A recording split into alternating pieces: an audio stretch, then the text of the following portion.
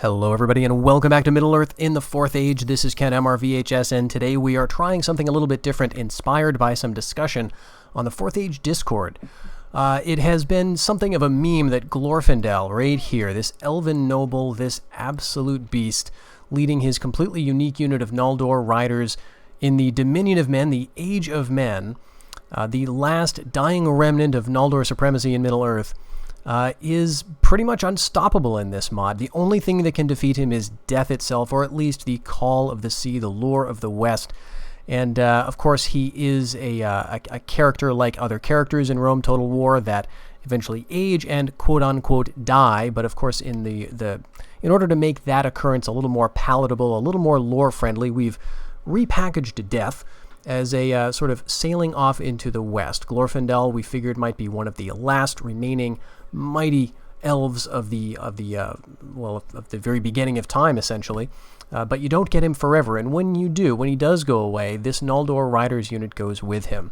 But I thought, he does an awful lot of work. He can basically carry you as long as he's still alive for those, 20 or so turns that you have him. But I thought, let's give him a bit of a break. Let's send him maybe on a holiday, and let's send him on a cruise and some hunting. How about that? Because there is a creature in Middle-earth that I have never seen Glorfindel go up against. He can slay orcs by the hundreds, he can kill trolls, he can defeat wargs, and of course, wicked cultists and just about anything else. But I've never seen him fight a Mumakil. However, there is a single unit of Mumakil at the beginning of the game, placed here in the army of Tanari, who starts just to the south of the River Harnan.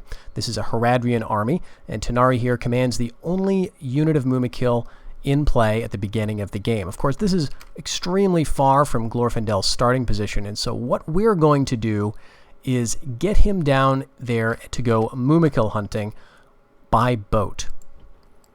First thing we'll need to do is just queue up a single boat unit here. I guess we could train one in Mithlon. That's a bit faster. Ooh, and a bit better, but 2 turns. I don't think I want to wait. We'll, how about this? Yeah, we'll go with one here. And we'll go with another unit, another boat. We'll train a couple in all of these places just for scouting. Speaking of scouting, we do have one that we start off with on the map right here by Rivendell. I'm going to send him down to just keep an eye on things, and eventually we want to keep track of that single unit of Mumakil. They may send it off into the east, and hopefully they don't kill it before we get a shot at it.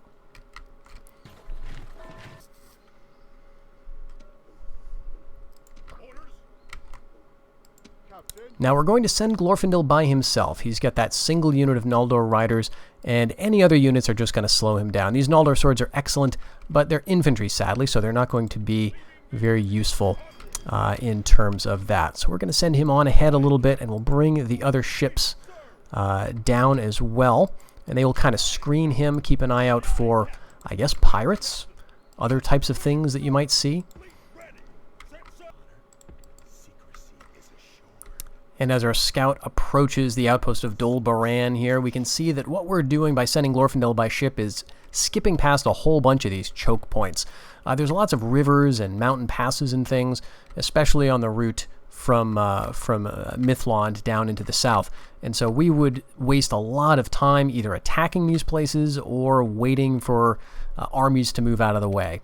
So this is going to be a lot faster. Hopefully Glorfindel will be alive, or still, hopefully he won't tell the captain to steer into the west, basically, before we get down there. And here we've just rounded the Cape of Andrast, I think this is, and so we are approaching the shores of Gondor. Still got a long ways to go, but we're more than halfway there.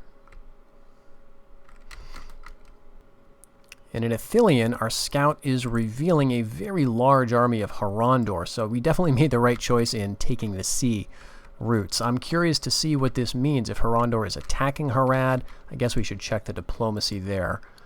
Yeah, Harad is at war with Far Harad as well as Harondor, so hopefully those elephants are still alive. Alright, our scout is now approaching the River Harnan. We can see that things seem to be maintaining the status quo. Although Harad and Harondor are nominally at war, the borders haven't changed around here. Oftentimes, Harandar will attack and take but that hasn't happened yet, and Harad may be able to push back. Now, that Mumakil army I'm not seeing, but a lot of times they go into the east, so we'll probably head in that direction. All right, and I would say our boats are about ready to make landfall here, and I've chosen this little outlet of the River Harnan to disembark. We could go down to Umbar, but I don't see much point in that. I'm thinking that if the elephants are still alive, they're going to be somewhere over here, and so we may as well just dip in right here, I guess. There, Glorfindel has made landfall south of the Harnan, and we do have some mercenaries here, but since those are infantry, we won't bother with those.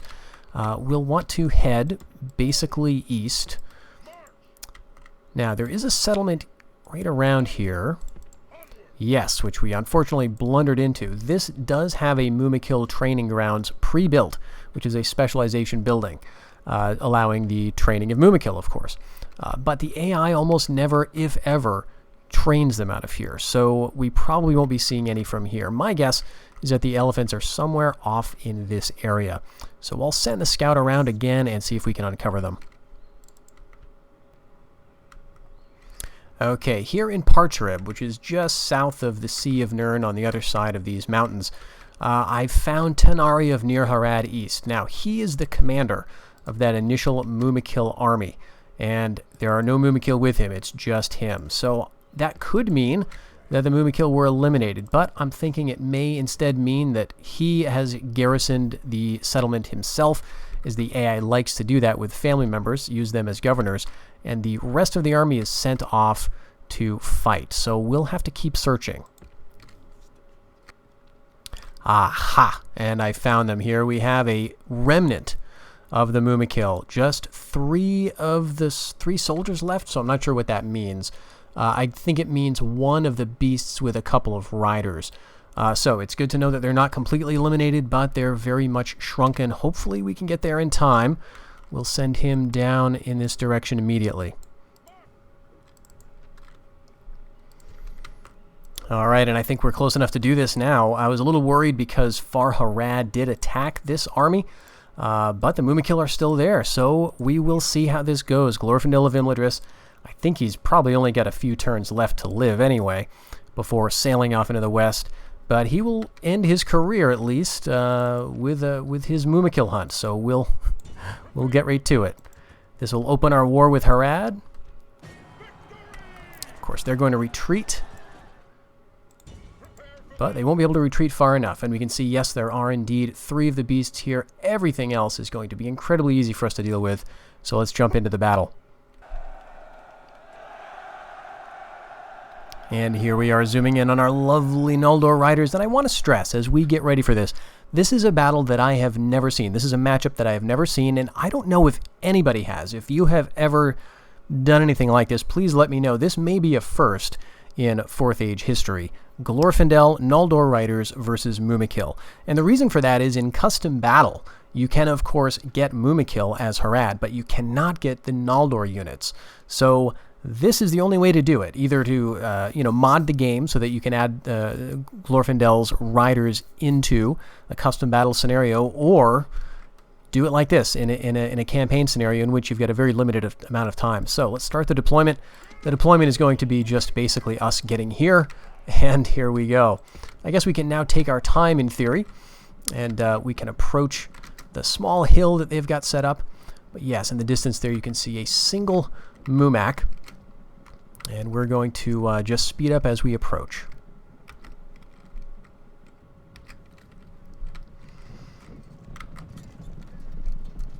Now, part of me wants to deal with this part of the army first. Just get rid of the other units and then attack the Mumakil. But I'm kind of thinking we may want to go and charge the Mumakil itself initially, rather than let ourselves be on the receiving end of that charge.